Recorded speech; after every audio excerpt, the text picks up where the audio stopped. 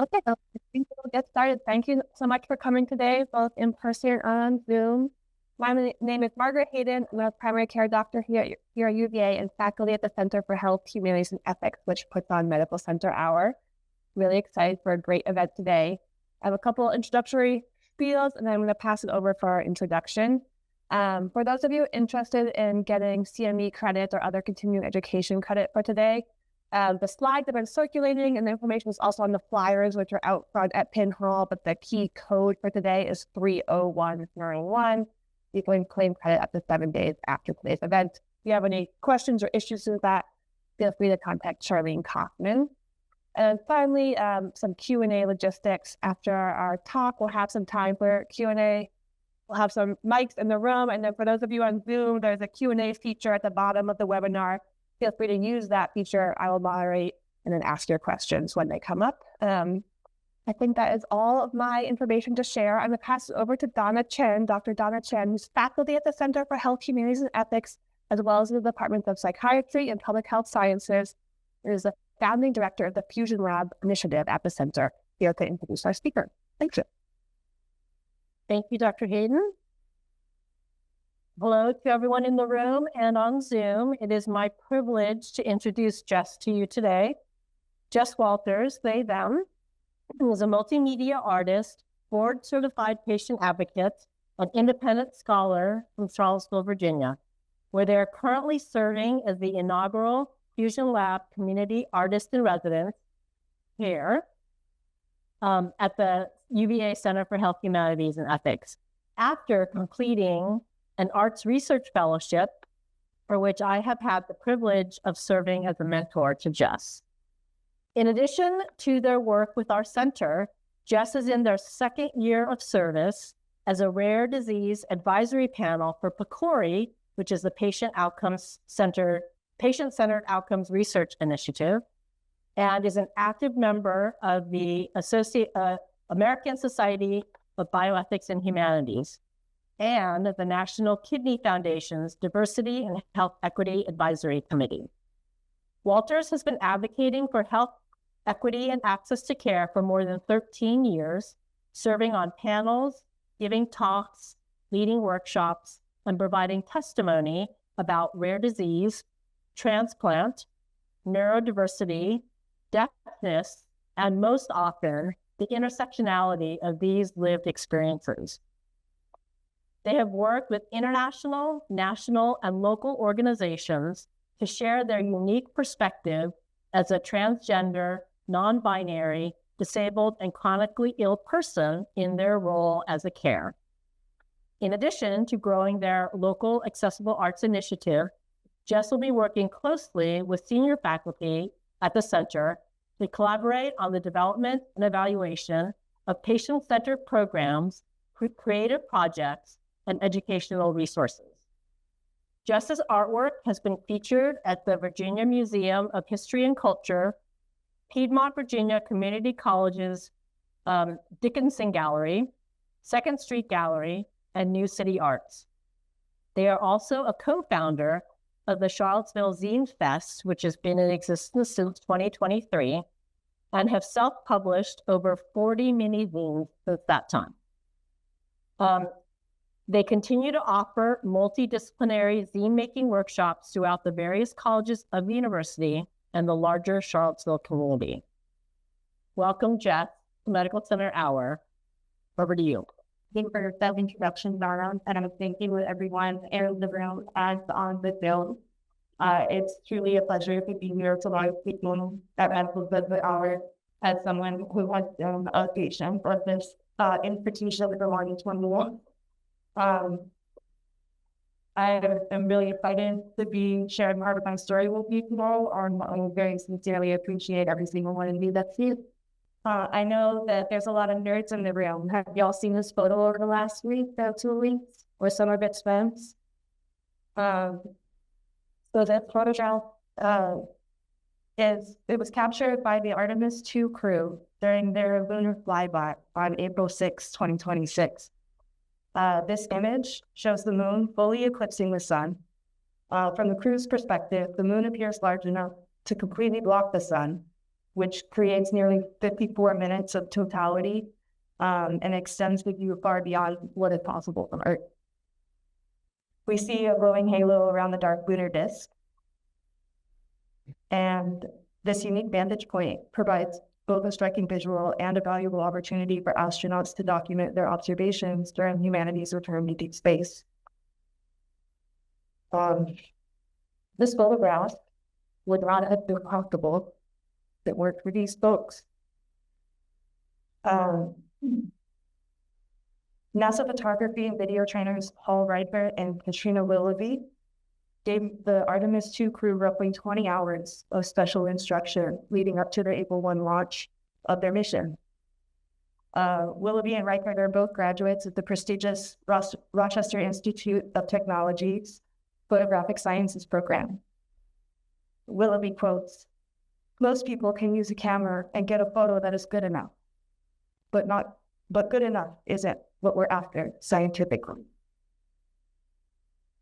I'm sharing these photos with you today because I want to articulate the importance of art in medicine, the importance of art in all practices, but in STEM, particularly in the science, technology, engineering, medicine fields, it's also something we have to make a case for. We wouldn't know what the dark of the moon looked like if not for trained photographers teaching the astronauts how to capture that photo. And so with that, I would like you all to take a moment and close your eyes. I'd like for you to picture a person in kidney failure. I'd like for you to picture a person being treated with peritoneal dialysis, a person who needs a new organ.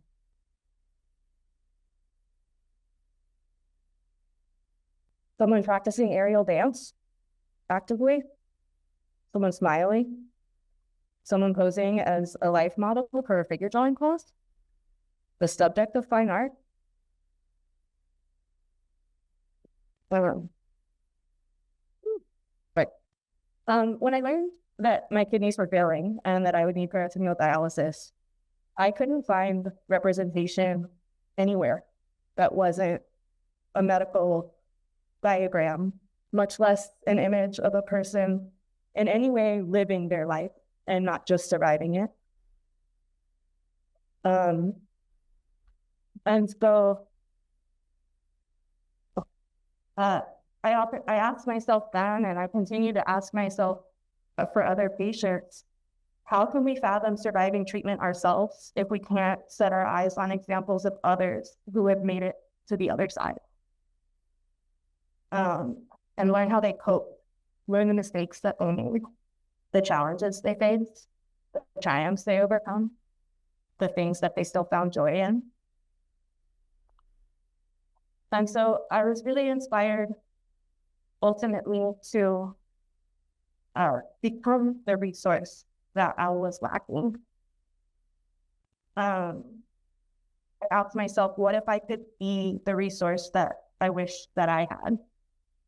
What if advocacy could be me sharing my experience in different ways to different audiences? It was when I was in end-stage chronic kidney disease, about to start peritoneal dialysis, when I made my first collage. I was in desperate need for stimulation at the time because I had no real energy. And I was nearing end stage, but not sick enough to be referred to transplant, only sick enough to sleep for most of the day and be constantly nauseous and be really frustrated by having a brain that works at full speed and a body that does not. I was not employed or was not employable. I was just bored and waiting for an opportunity to be referred. And so I turned to art. I started making collages. And then a few years later, when I learned from a fellow artist how to fold a standard piece of printer paper into a little 8-inch monozoom, it really changed the way that I approached advocacy. The medium inspired me to make zines as a way to share my experiences, as well as express some of the needs and wants of both myself and the people in my community. For those of you who are uninitiated to zines, I've provided a little definition here. Pronounced as in magazines, zines are generally described as self-published booklets that are photocopied and distributed in small quantities for the purpose of sharing ideas, experiences, and perspectives, often of historically marginalized or underrepresented subcultures. A zine can be on any topic and authored by anyone. On picture here, you see my hand holding a picture of a zine in front of Capitol Hill. For the last 4 years, when I've gone in person for every kidney patient summit on Capitol Hill, I have brought zines with me in lieu of the bullet list of the legislative asks that we asked our representatives to take action on for us. And I found them to be more receptive to my zine for making me stand out on the Hill to people who say hundreds of people a day. One of the things that I have noticed in my work with zines, leading other workshops and teaching others how to make things, I noticed how they tend to build empathy and offer new perspectives and create pathways for us to feel more connected to each other in the making of these. So this is a zine that I made in 2023 when I was contacted by the National Academies of Science, Engineering, and Medicine to offer testimony on a consensus study report that they were tasked to complete by the Social Security Administration. The National Academies was investigating the intersection of sex and gender identification and the implications for disability evaluation. They had many questions for those of us who lived at those intersections. And when they were looking for patients who experienced both gender nonconformity or intersexuality and chronic disease, and specifically they looked at chronic kidney disease and cystic fibrosis. And so when I was preparing to go and give testimony, I was trying to think to myself, how do I articulate this really complex intersection, speaking from my own lived experience with this, as well as what I have learned and witnessed from my community. And so I'm just going to read this zine with you.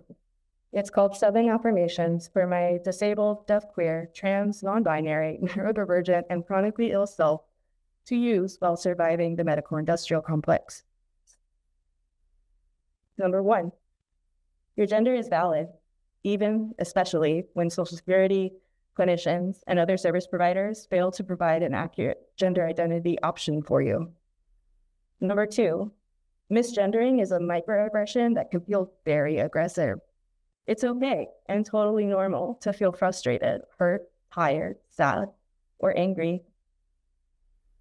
Number 3, your support needs are valid, especially when insurance does not determine they are medically necessary. Number 4, sub-minimum wage is not a true measure of your worth or value. You are more than what you are able to produce. Number 5, your identity is not a pathology. Number 6, whenever you experience ableism, ageism, heterosexism, homophobia, transmisogyny, sexism, autism, systematically, interpersonally, internally, it's not your fault, and there's power in unlearning. And number 7, we deserve better.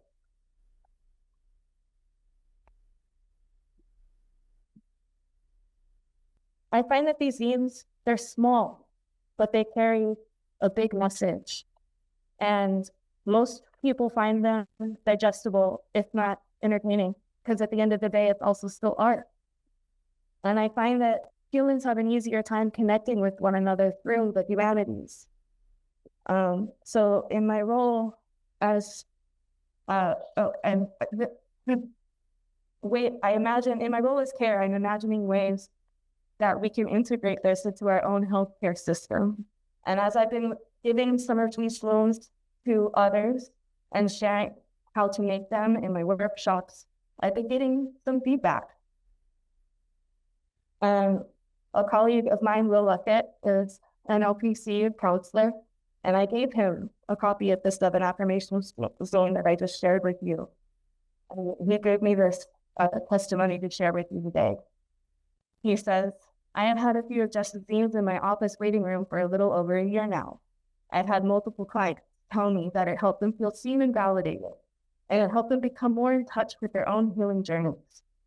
One zine in particular made such an impact on a mother and her daughter who have gone through an incredible medical ordeal over the last 2 years, that they have begun making their own graphic illustrations to help others going through similar medical journeys.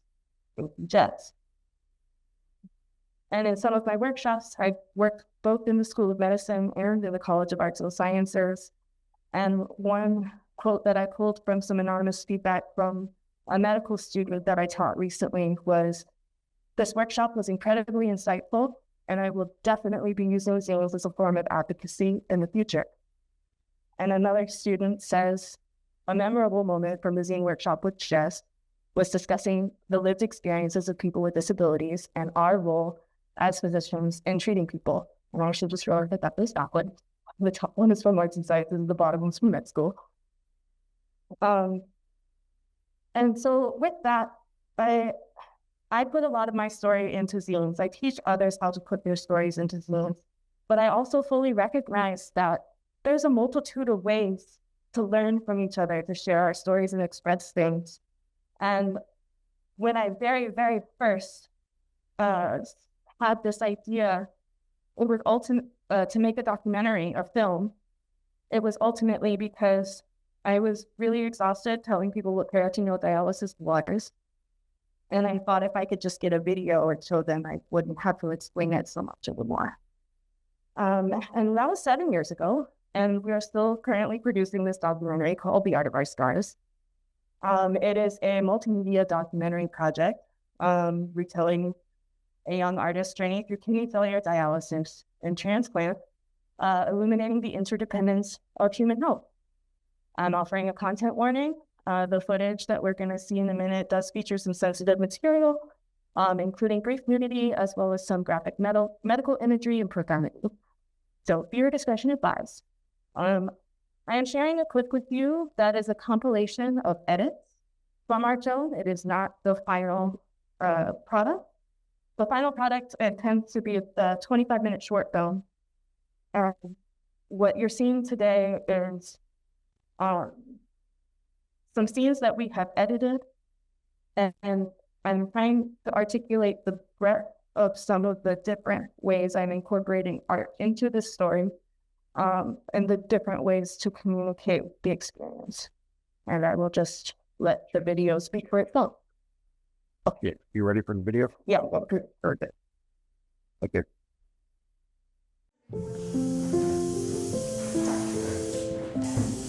Thank you all so much for being here today. I haven't been modeling for a while.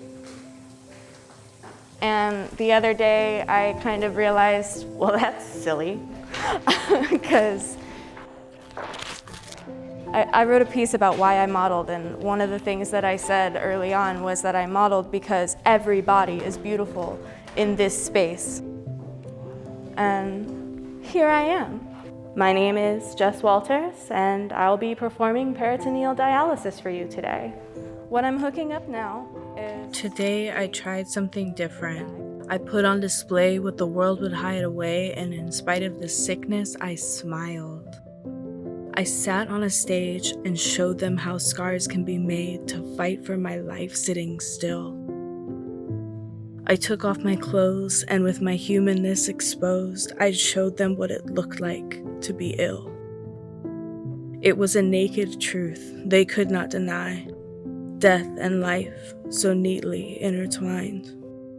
In dialysis, the life-dissolving, life-giving treatment that I had a mind to share on their stage without shame. I was inspired to see how my naked body emboldens someone else to create. These scars can mean something beyond pain and suffering, because I dared to share and celebrate. Thank you to the artists. Thank you for the stage. Thank you for dialysis and the life-death life that we've made. I'll dare to try something different as we wake to another day.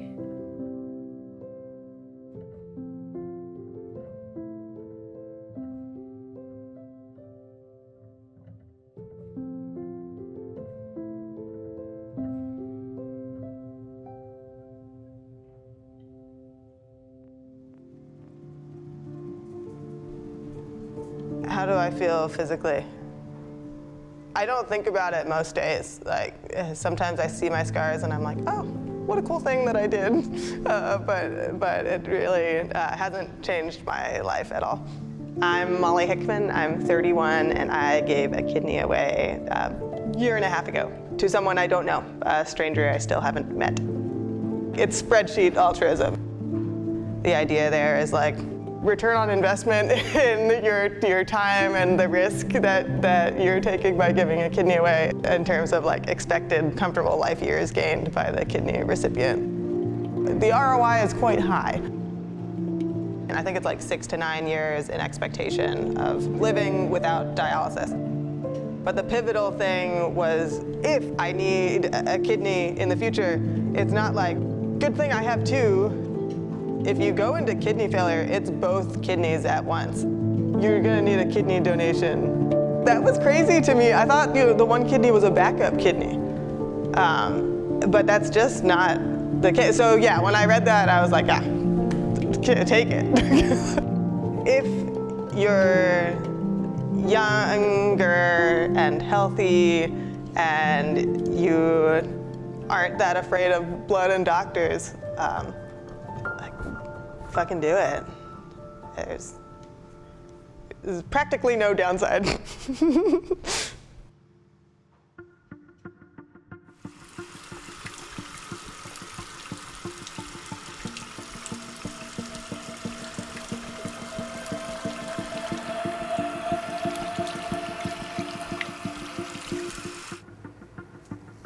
There's not necessarily a mantra. It's more that I just keep it in my head that tomorrow comes. This is just a moment in time. And if I'm suffering right now, I'm learning something from it. If you give me a minute to sit here and like be deep into existential thought about it, I have had many of those moments where I'm just like kind of in awe. Like, as frustrating and agonizing and debilitating as it is to be on dialysis, it's also saving my life.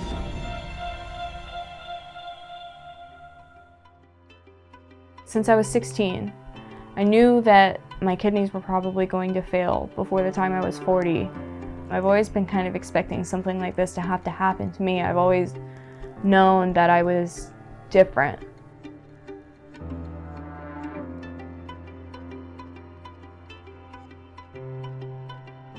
Infection could kill me, like instantly. I guess I just wanted to make sure that I got the message out of how important it is, because I feel like if people took it more seriously, they would take better care of themselves. And it just blows my mind that I can be feeling this intense pain, but you don't see it. It's only experienced by me. It's all in my head. So it's all in my head. And so not only am I combating the illness itself, but because it's unseen, I also have to kind of defend my right to be in pain because it cannot be perceived outwardly.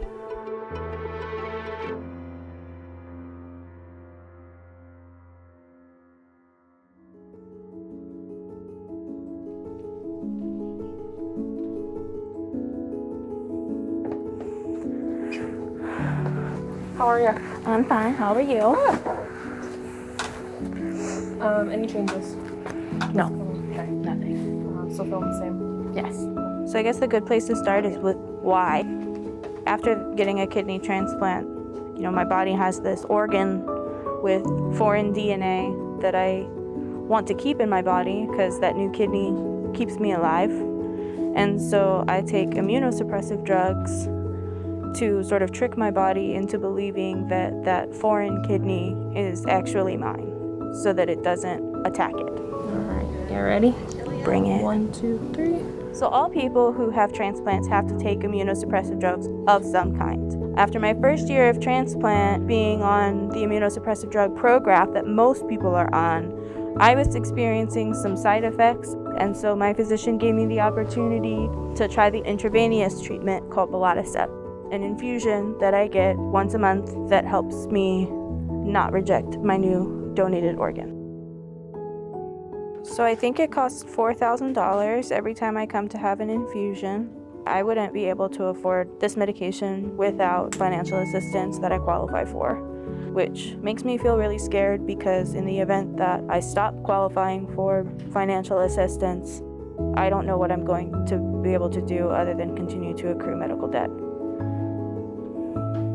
It's an entire lifetime of medical care.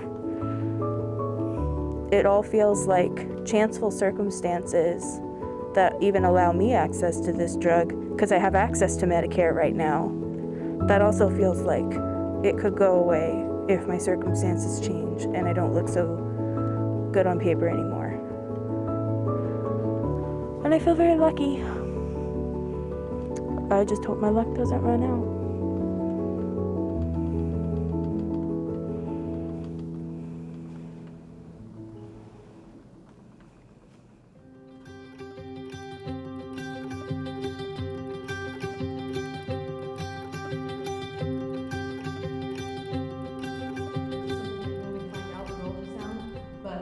Yeah, as long as you have 2 kidneys, you can give one and live on one. It's kind of wild, I think, how human anatomy is almost designed so that we can share our kidneys with each other. You don't need this, but it's just there in case. Yeah, In like this case, you're friendly. you can all be part of one another. Share. Like I say, it changes your perspective on life a lot. You become a better person. I don't think it was amazingly tasking in the sense of what your body can go through, and this technology that we have these days to do this, the risks are minimal. And it's something that can affect a wide variety of people in the most amazing ways. Literally, like I said, give second lives to people, second chances.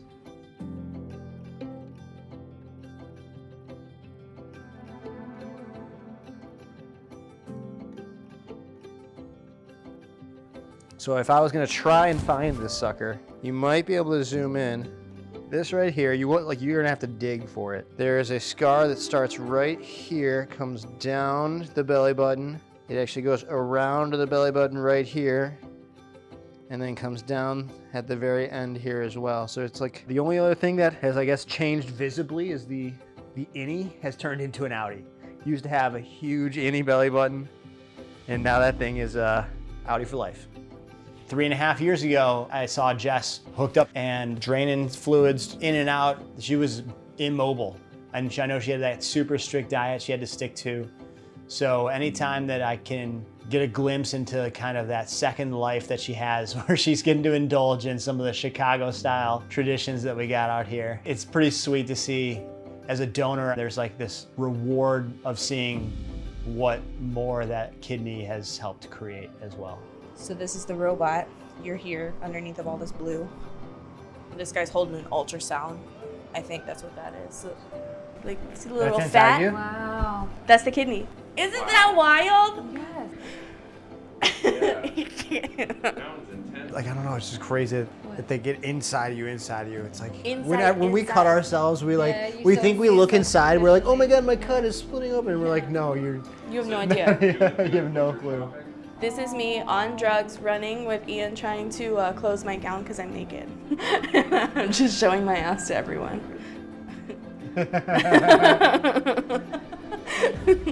So I had to hug you again before they wheeled you away. What? Everybody's crying? Cool. Chase is gonna make everybody laugh. Mm-hmm. Yeah, fist bumps.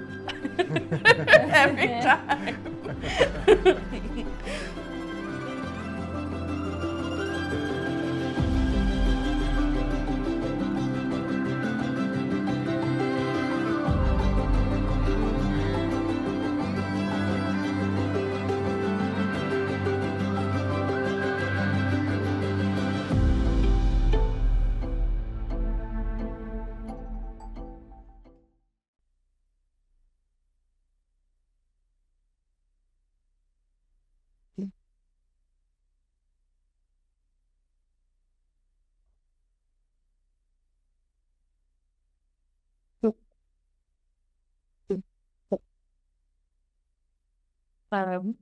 Well, thank you for watching the little video clip. I'm really excited about the progress that this documentary has taken.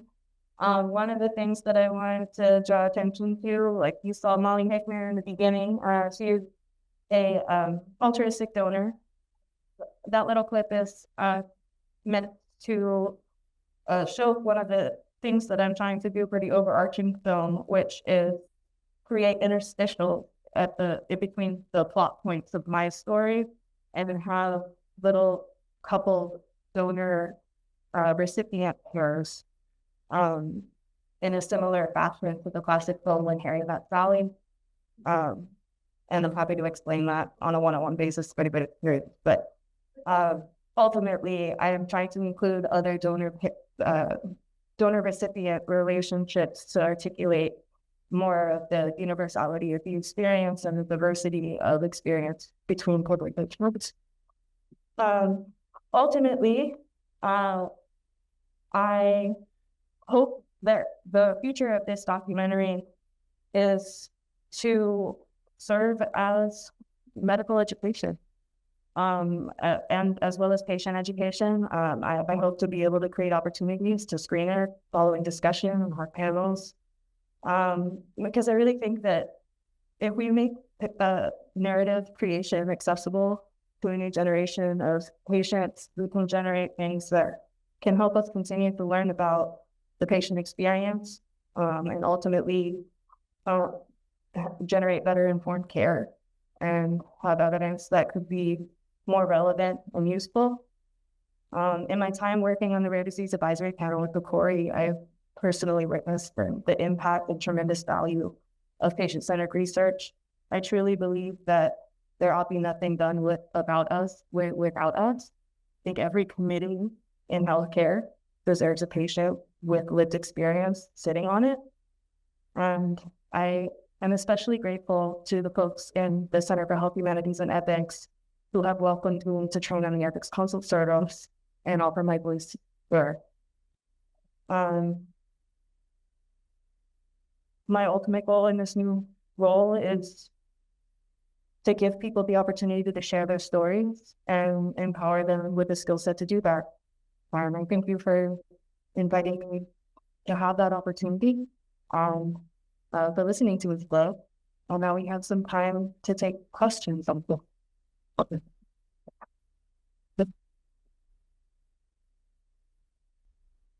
Thank you, Jess. It looks like we have a question in the audience already, so we'll start with you all. All right, and I'm a transplant practitioner. Thank you for sharing your story. Really valuable to hear. You speak into the microphone. Hi, I'm Raina. I'm one of the transplant practitioners. I just wanted to say thank you for sharing your story with us. And as somebody who works with transplant patients, sometimes what we do can become so routine that we forget some of the experience, but going through it. So it's really valuable to have you remind us of what it's like to be a patient with our So sometimes we need those reminders. I guess my question for you would be, I talked to a good amount of patients on the wait list, and we're encouraging with information all the time.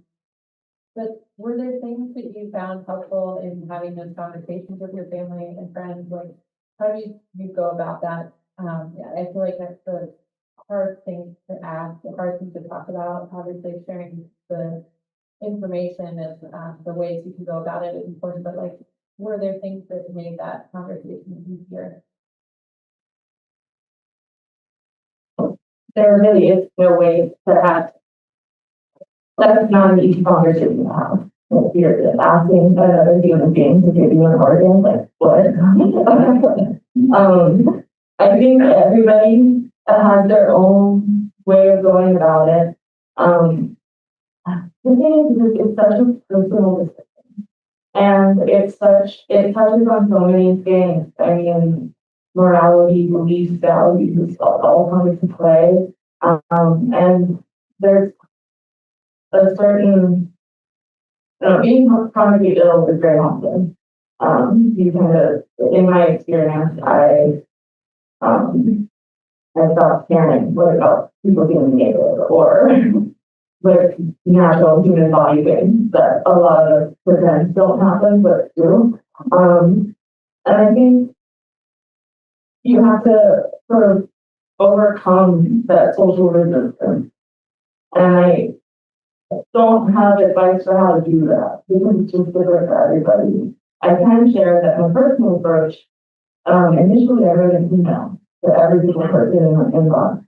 And it was just like, hey, I have that Reddit feed that I talked about maybe one time, and well, it's here, and I'm taking our fail, and I'm going to need a transplant. And I let people know, and I gave them resources. I was like, here's here's the transplant center, BCPA, here's a book you can read if you're curious about this kind of circumstance. And I just kind of left it open and for people to respond to. And a lot of folks are curious and have questions about like what was going on and how they could help otherwise. And to be honest, the person who ended up being my daughter, Chase, he was just on it. It's the moment he found out at the beginning, he was like, okay, cool, better go. He's actually going to do an access, which is weird though. But I was really fortunate in my case that there were a number of folks who wanted to get tested for me, and it ended up being really good match. But it is helpful to work collaboratively. I would encourage creative writing workshops. It's like one of your resource patients. So you'll hang out with some artists and poets. I think being able to just the best way you can articulate this to get people to be moved by it. And those are sort of what comes across.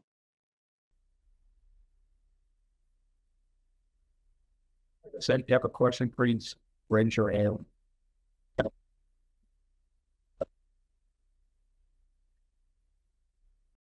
Thanks so much, Jess. That is incredible. In working with young people who have physical and mental health challenges, often I feel like the young folks think to be like the non-married words that can feel really lonely. So when it's like we were for or bad. It is the learning experience often well, this all that I had Alport Syndrome into the rare genetic condition. And for a long time, I thought I was going to be ill for time or not with Alport Syndrome. But I'm a teenager, and girl did not remember, and so I Google where I worked in the phone people. And I was not in the Alport community. Finding therefore people who are introvert and is critical. I actually immediately got to the fourth clinical. Or if it's I'm here, I didn't hear very important what I want on part of it. I've gone to look too. But I really wish that there was something over my I really feel strongly that in yes, but they're not be part of the chocolate right, which then forget just the big part to call. But I did have a good call. I'm not going to like the bind who are age and our Alport when they're who had already been on dialysis, who had already had And that was the first time that I called to walk in the morning and we're like, okay, guys, you said top 30 that actually want to probably go off with the capacity of it. Like, I don't know, the top 30 people. But I think that no matter what the drag rate, especially with like the people in your immediate circle and their friends in that way, they weren't going to everybody girl. And they're not scared when you are on top there to the like it was like you in case for people. And it's in own right on all the life. But there are other people who have randomly said, I came forward the worry home, the line are feeling good. And I'm making paper also don't see that getting what we want policy for a patient with like a scoring and cook all garden. I rather continue to work with that you need their child from. I will be here come on let's it. But I love to go take that on the perfusions where the even create an opportunity to go to people that are people in the part of the whole bigger platform, you allow a lot of experience one partly looking for capable melting.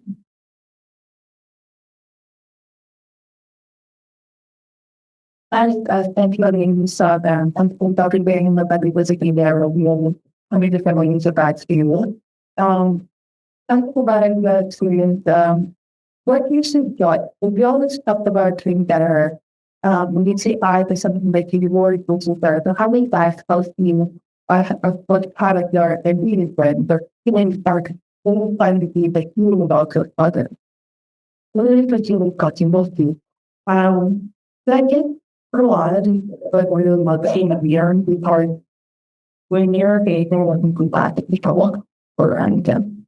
We need to focus with your tempo level and that it's a command in this and what. And I think leaning into that practice, maybe you want feel level of the what the happening of at least in that moment. And I think but for me and people there's something what happens in searching or being material, like being five and will feed that large on the crowd and burning heat the bar the image. That process and to will cope with it. It's like I know that's not a small scale, but it's something for the forwards when you will that wasn't on it. It was I think our toddlers running on going on it. If it is going to that's what really tough label. And with for each you again, I wrote a lot. I realized the comment when I wrote that day that I could want to into reality. And it was really just me trying to articulate what I was feeling in the whole and I saw I would want the what I wanted people to think from in from interest with others and not your own response. We're going to coach you, go out and try to. I remember sitting out waiting for him, or just, but that's how you know to do all for your Portland. All right, what am I doing? And start sitting here and waiting the thinking, like what am I doing? Or I not doing? I think truly pretty much. So I think the driving is something on the front. I'm not being I don't think I'm good at on, but are they encourage having speaking done.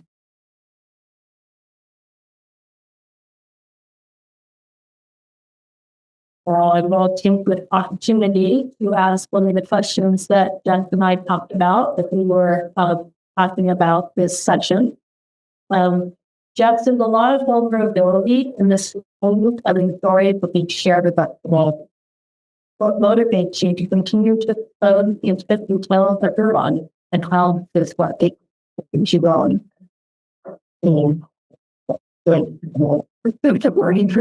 I mean, it's like the beginning where nobody knows where to feel the Alex was. So I keep explaining that. There's no shit we're doing it or that's how we're like nobody knows anybody that's doing that. I'm why? With all of the people that have been taken me for the stupidest will ever. But also just we're still in here.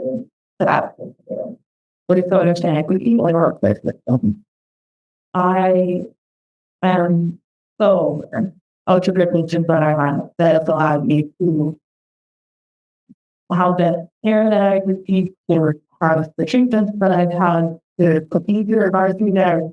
But I also see how some of my primary ability to struggle, how they are in the event certain projects that are great for the futures, for the most people, and usually like there's so much wrong, there's so much to get.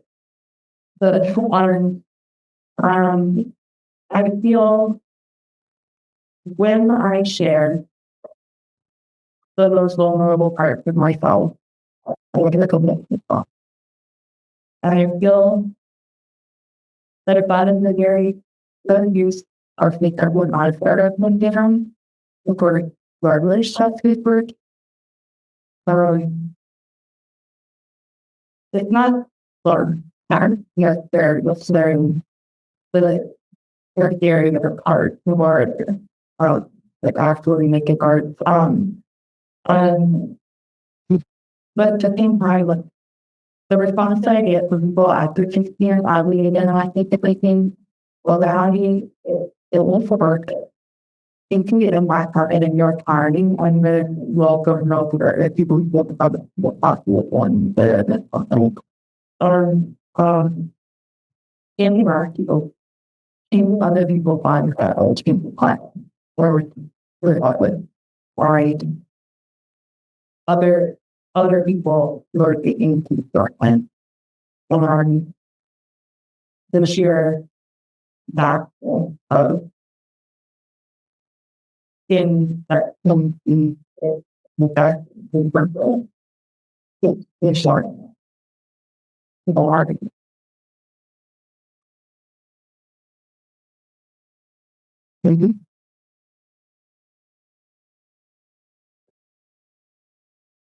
Well, she told us from the Senator Health Humanities and Ethics. So thank you, Jess. This was a wonderful presentation, and I appreciate so much being part of the center's activities like you've been a part of the center.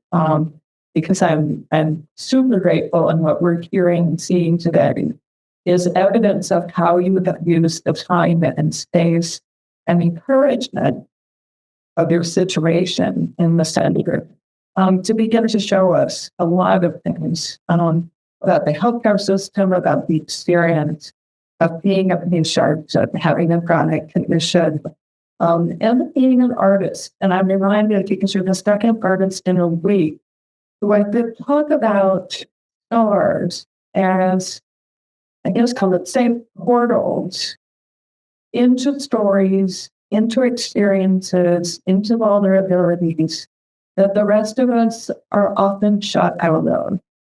And I think this is really valuable. I was looking at the portion of the video that showed, the body covered by all the grapes and just a small opening there through which the medical procedure the surgical procedure was going done. And, it makes me wonder about the ways that medicine fails, even from its own practitioner, for very good reasons against sepsis and things, but fails from its practitioner. It's the humanity of the individual of the life that you're working on. And I think the idea, some of them pick around more is for better acquainting not only patients or potential patients, but also practitioners and trainees to further integrate what this experience, profound experiences for consumer. So thank you so much. And also thank you for your zines, which have been just magical to watch and hear that. And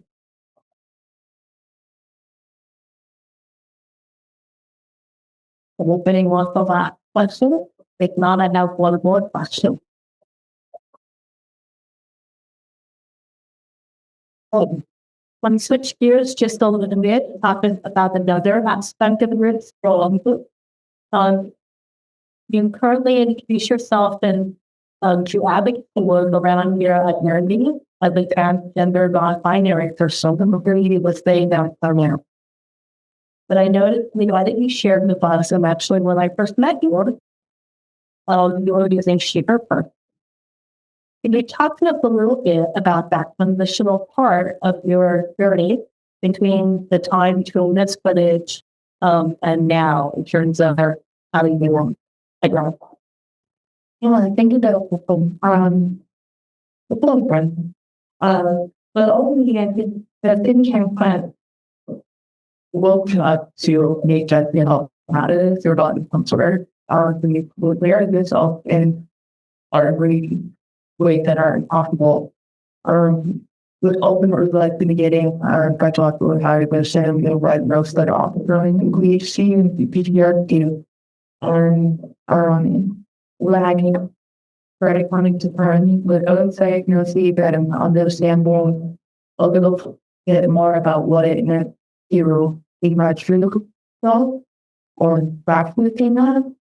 I felt it can't help first points that in my level with them and it was to explode or something but look up in there. I just Eric to feel better.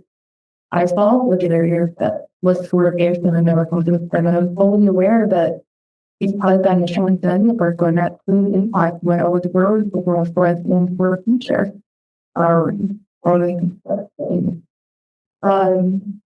At the time that we felt in Chicago, I was only something, which were only a couple of months after I just declared it must be a star still trying to reconcile with what we need everywhere, even but like neurological like therapists people can with and in meeting that out in the front of the timing about a book it was but I got training, but I'm on track before I'm going to move on. I'm glad to go for you to work out and I hope for one good call there and over welcome for one seven before one thing that done. They think a little off the right one. But now that in shape people or I was like we listening to quite okay.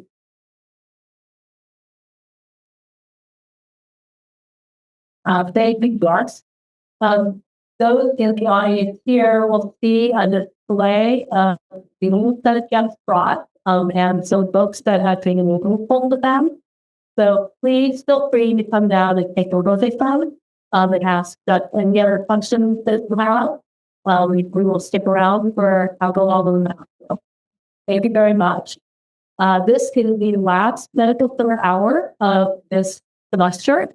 And we'll start up again in the fall. We could go through.